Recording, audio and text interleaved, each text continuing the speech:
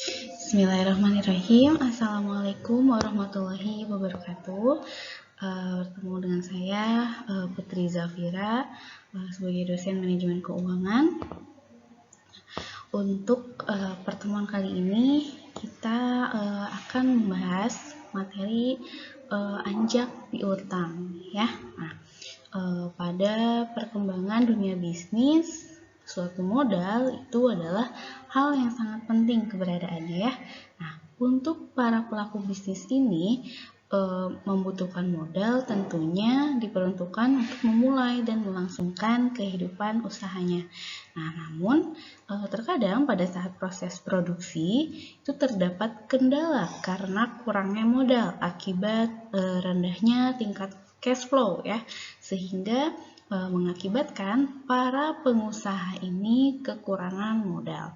Nah, salah satu penyebabnya itu adalah tingginya jumlah piutang ya, sehingga itu dapat mempengaruhi tingkat pemasukan perusahaan dan tentunya menghambat proses produksi ya. Nah, untuk meningkatkan volume penjualan dan memperluas pasar, di samping perbaikan terhadap kualitas produk dan pelayanan, biasanya perusahaan memberikan keringanan ya berupa penundaan pembayaran sampai pada waktu yang ditentukan. Nah, penundaan pembayaran ini diberikan kepada pembeli yang belum bisa melunasi atas barang yang dibelinya. Nah, bagi pihak pembeli, hal ini menimbulkan utang, dan bagi pihak penjual ini menimbulkan piutang. Nah, itu ya. Nah, dengan adanya fenomena tersebut, lalu muncullah yang namanya anjak piutang ya sebagai alternatif pendanaan bagi para pelaku bisnis atau pengusaha begitu ya. Nah, namun pada praktiknya anjak piutang itu terdapat unsur riba ya di dalamnya, yang mana tentunya tidak sesuai dengan prinsip syariah ya. Jadi kita semua sudah tahu bahwa dalam agama Islam itu dilarang ya yang namanya praktik riba ya, sehingga pengusaha muslim tidak dapat menggunakan fasilitas anjak piutang ini untuk membantu pendanaannya ya. Nah, mengingat hal tersebut maka muncullah yang namanya gagasan ya mengenai anjak piutang syariah. Nah, baik, di sini ada pengertian ya mengenai anjak piutang syariah. Menurut Peraturan Menteri Keuangan nomor 84 garis miring PMK nomor 12 garis miring 2006 tentang perusahaan pembiayaan ya, anjak piutang atau kita bisa sebut sebagai factoring ya, adalah kegiatan pembiayaan dalam bentuk pembelian piutang dagang jangka pendek ya suatu perusahaan berikut dengan pengurusan atas piutang tersebut. Nah, di sini ada pengertian anjak piutang yang berasal dari POJK ya, atau Peraturan Otoritas Jasa Keuangan nomor 29 tahun 2014. Disebutkan bahwa anjak piutang atau factoring adalah kegiatan pembiayaan dalam bentuk pembelian piutang usaha suatu perusahaan berikut pengurusan atas piutang tersebut. Nah, piutang yang dapat dialihkan dalam anjak piutang adalah piutang usaha dengan jangka waktu jatuh tempo paling lama 10 tahun ya. Jadi dapat kita simpulkan anjak piutang itu adalah suatu teknik pendanaan jangka pendek ya, dengan memanfaatkan piutang yang dimiliki oleh suatu perusahaan. Perusahaan yang bersangkutan itu menjual dan menyerahkan hak atas piutangnya kepada perusahaan anjak piutang atau kita sebut sebagai faktor ya. Faktor ini bisa berupa bank ya atau lembaga keuangan lain selain bank. Nah, kemudian faktor akan menyerahkan uang kepada perusahaan tersebut sebesar persentase tertentu dalam jumlah nilai piutang. Nah, sebagai imbalannya, faktor atau perusahaan anjak piutang akan membebankan biaya administrasi dan bunga ya. Nah, ini kita belum bahas ke anjak piutang syariah ya. Ini kita masih anjak piutang secara umum ya, konvensional. Nah, adapun perusahaan yang bergerak di bidang ini ya yang tadi kita sebutkan, faktor itu disebut perusahaan pembiayaan atau factoring itu sendiri. Nah, bisa kita lihat di sini ada 7 poin ya mengenai manfaat anjak piutang. Yang pertama yaitu membantu peningkatan penjualan, kemudian membantu kelancaran modal kerja, mengurangi risiko tidak tertagihnya piutang, kemudian selanjutnya memudahkan penagihan piutang, yang kelima meningkatkan efisiensi usaha, yang keenam meningkatkan piutang, kemudian yang ketujuh memudahkan perencanaan arus kas ya atau cash flow. Nah, kemudian berikut ini merupakan jenis jasa yang biasanya ditawarkan oleh perusahaan factoring ya. Yang pertama, memberikan uang muka sampai 80% harga minimal piutang. Yang kedua, menanggung kredit macet ya. Yang ketiga, menyediakan data kredit. Yang keempat, menagih piutang, dan yang terakhir, mengadministrasi penjualan ya. Itu jasa ya yang disediakan oleh perusahaan factoring ya. Nah, kemudian dalam kegiatan anjak piutang itu terdapat 3 pelaku utama yang terlibat ya dalam perusahaan anjak piutang. Yang pertama itu adalah perusahaan anjak piutang atau tadi kita sebut sebagai faktor, kemudian adanya klien atau bisa kita katakan sebagai supplier dan nasabah ya atau customer ya atau bisa disebut sebagai debitur ya. Nah, untuk faktor itu tadi ya perusahaan atau pihak yang menawarkan jasa anjak piutang. Nah, kemudian untuk klien itu merupakan pihak yang menggunakan jasa perusahaan anjak piutang ya. Kemudian nasabah itu adalah pihak-pihak yang mengadakan transaksi dengan klien ya.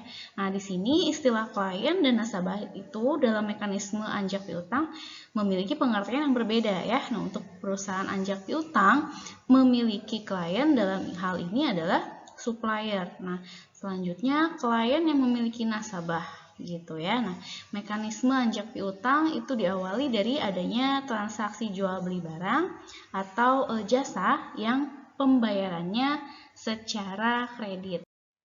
Nah, untuk kegiatan anjak piutang ini dapat dilakukan dalam 2 kondisi.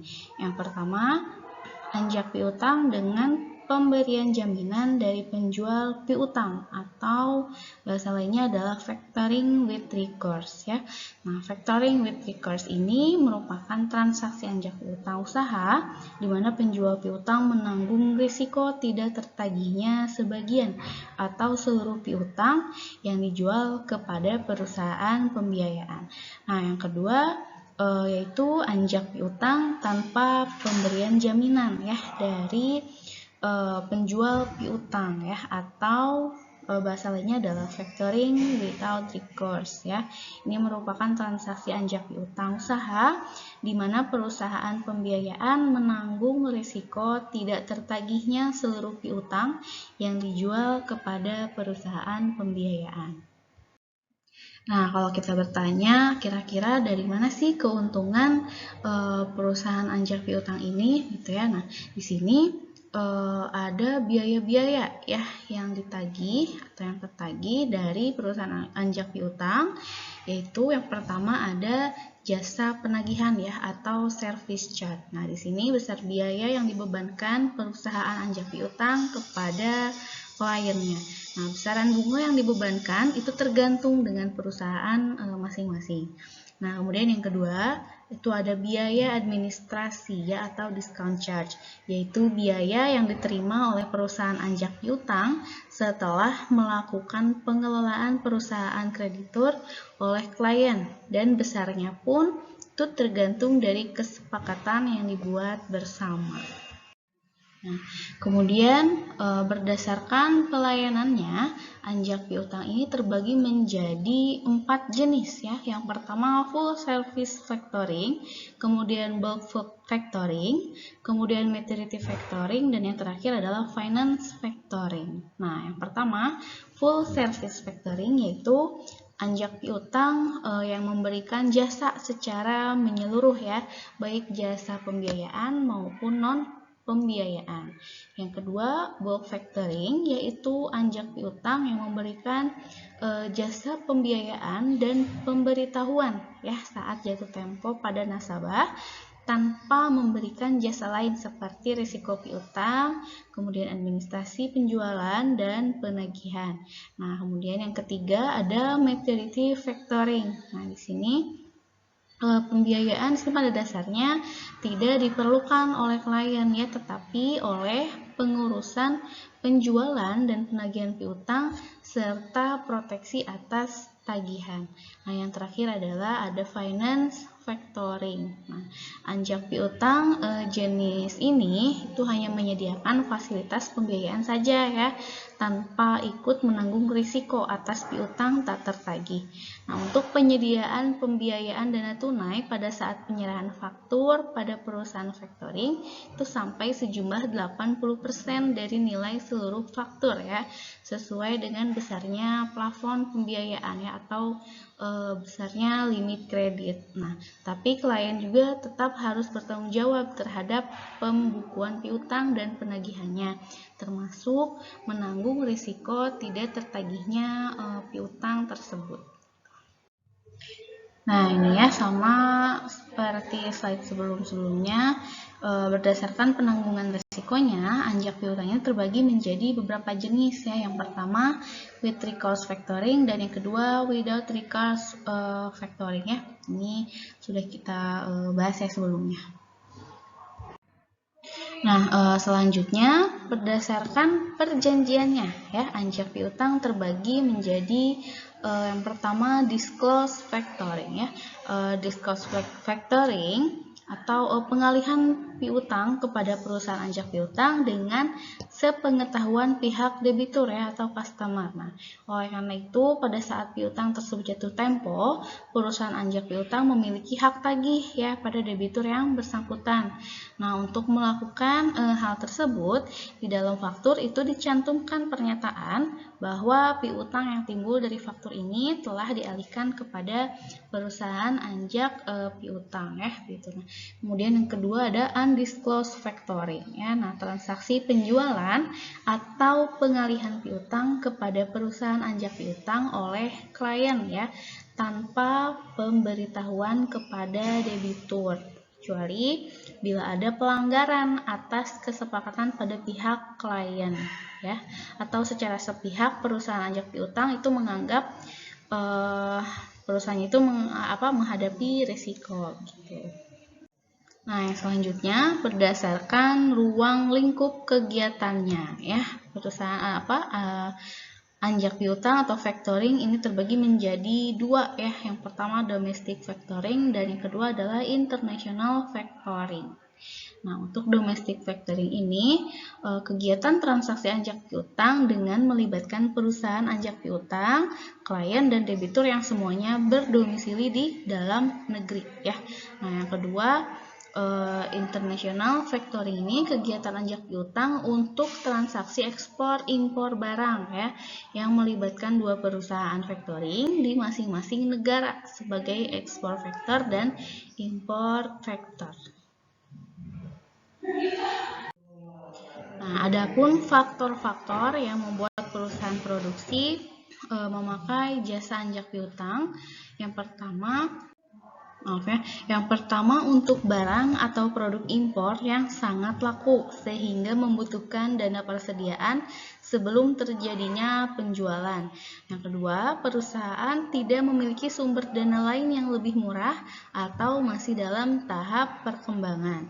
Nah, yang ketiga, tersedianya piutang yang berkualitas baik untuk atau dijadikan jaminan.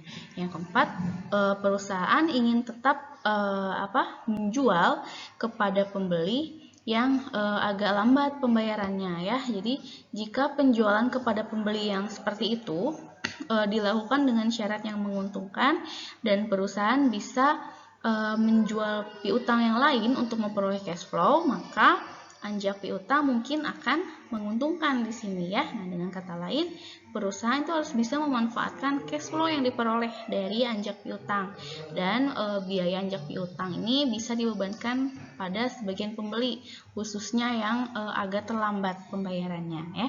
Nah, kemudian yang kelima, perusahaan akan dapat beroperasi lebih efisien sebab pengelolaan kreditnya diserahkan pada perusahaan factoring ya, sehingga tidak perlu membentuk unit khusus di bidang kredit. Nah, yang keenam, perusahaan memperoleh pembiayaan siap pakai yang disediakan oleh perusahaan factoring.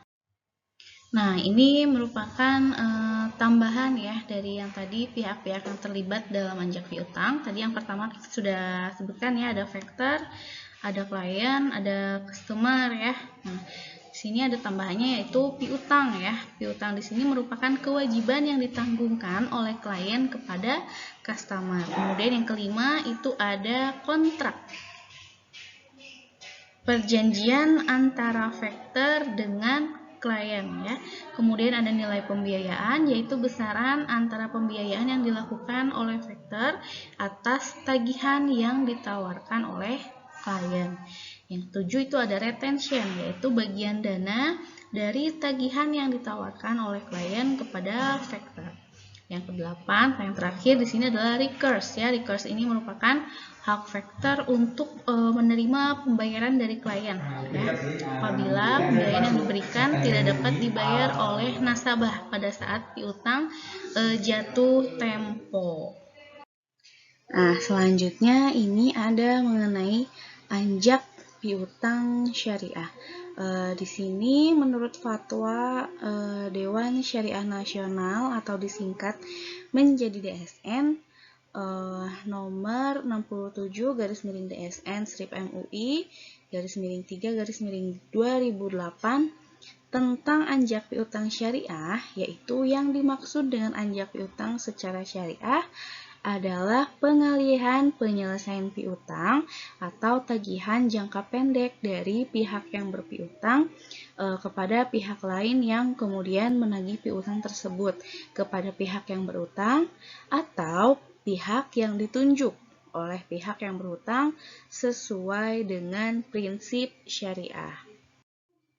Nah, kemudian adapun penerapan prinsip syariah dalam kegiatan anjak piutang atau factoring adalah berdasarkan ketentuan pasal 6 huruf B dari Peraturan Kepala Pengawas Pasar Modal dan Lembaga Keuangan nomor PER 3 garis miring BL garis miring 2007 tentang kegiatan perusahaan pembiayaan berdasarkan prinsip syariah yang dapat dilakukan berdasarkan akad wakalah bil ujroh.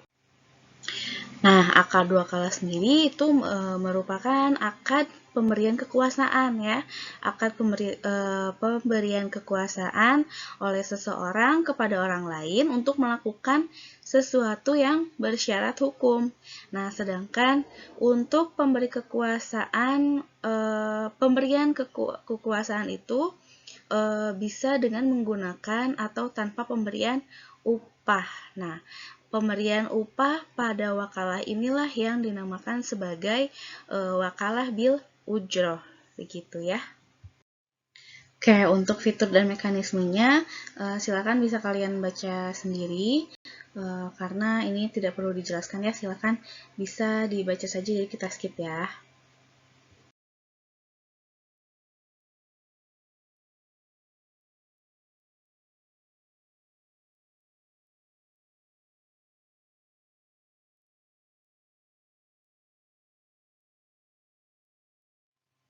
Nah, di sini ada prosedur ya dari transaksi anjak piutang syariah.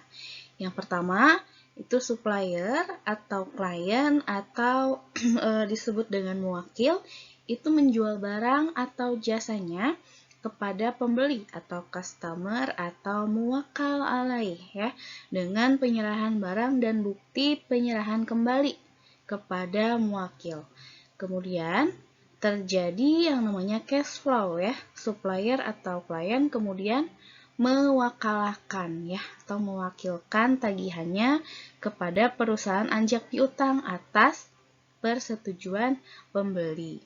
Yang ketiga, klien menyerahkan data tagihan termasuk faktur-faktur kepada perusahaan anjak piutang. Nah, kemudian di sini terjadi kontrak persetujuan wakalah bil ujroh.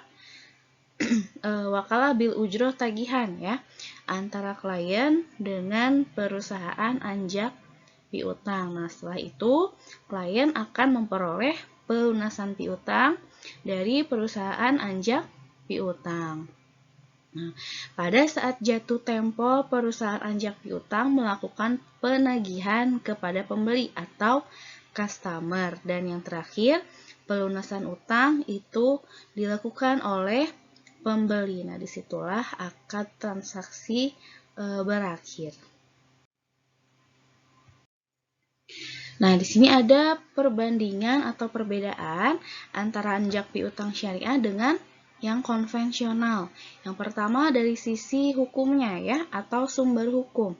Yang dijadikan acuan dari anjak piutang syariah adalah aturan syariah yang terkandung dalam Al-Quran maupun hadis, serta adanya fatwa DSN ya mengenai anjak piutang syariah. Sementara di anjak piutang konvensional, sumber hukumnya hanya surat keputusan Menteri Keuangan ya tentang anjak piutang.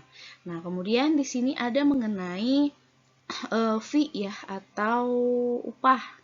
Nah, pemberian balas jasa di sini berupa ujroh atau fee ya pada anjak piutang syariah. Sedangkan untuk anjak piutang konvensional, pemberian jasa itu berupa biaya administrasi dan nilai bunga yang telah ditentukan oleh perusahaan faktor ya. Nah, nilai upah itu dihitung berdasarkan persentase atas besarnya piutang yang dialihkan. Nah, kemudian di sini transaksinya tujuannya itu untuk perdagangan yang terbebas dari goror, maisir, dan riba. Nah, sementara untuk di anjak piutang konvensional itu bebas ya, tidak ada ketentuan akan dilaksanakan transaksi seperti apa, untuk apa, begitu ya. Jadi tidak dilihat tujuannya untuk transaksi apa saja gitu. Nah, kemudian objek penjualan merupakan barang yang halal menurut syariat Islam. Nah, kemudian itu untuk anjak piutang syariah ya. Nah, ini untuk anjak piutang konvensionalnya tidak ada ketentuan terhadap objek kecuali yang telah ditentukan umum oleh KUH Perdata. Gitu. Nah, kemudian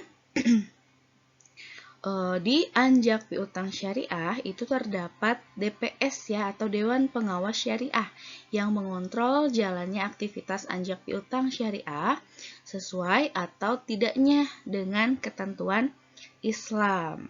Nah, sedangkan di anjak piutang konvensional itu diawasi oleh OJK ya atau Otoritas Jasa Keuangan. Nah, tetapi sebetulnya di anjak piutang syariah itu juga sama ya, ada dari Otoritas Jasa Keuangan. Nah, selanjutnya akad ya di di semua muamalah atau kegiatan perdagangan ya, jual beli, pokoknya kegiatan muamalah dalam Islam itu selalu ada akad ya. Ini yang menjadi inti pembedanya ya, begitu ya. Selain dari terbebasnya goror maisir riba ya. Nah, di sini akad yang dilakukan itu sesuai dengan prinsip syariah ya tadi, wakalah bil ujroh, qard, dan hawalah. Nah, kemudian kalau di anjak piutang konvensional, akad itu merupakan perjanjian secara umum yang diatur oleh hukum positif ya, yang berlaku dan tidak menggunakan prinsip syariah. Jadi adanya pada undang-undang saja begitu ya, undang-undang atau peraturan dari mana begitu ya. Nah, kemudian yang terakhir pada anjak piutang syariah itu menggunakan prinsip ta'awun ya. Nah, sedangkan pada anjak piutang konvensional itu mengutamakan profit ya atau keuntungan ya. Jadi kalau di anjak piutang syariah kita itu harus sama-sama rela, sama-sama ridho dalam melakukan transaksi, tidak memberatkan pihak yang berutang begitu ya. Nah, sampai di sini penjelasan dari saya mengenai anjak piutang syariah. Silakan bagi mahasiswa-mahasiswi yang ada pertanyaan, bisa kita buka sesi diskusi di chat WhatsApp ya, di grup WhatsApp, atau misalnya kalian bisa langsung kontak dengan saya begitu ya. Semoga ilmunya bermanfaat. Silahkan kalian juga bisa mencari literatur yang lainnya, tidak hanya dari PowerPoint ini saja, tapi banyak ya di Google. Ada sumber dari makalah begitu ya, atau dari jurnal gitu, silakan, atau dari buku lain kalian bisa mencari tambahan literasi begitu ya. Terima kasih. Assalamualaikum warahmatullahi wabarakatuh.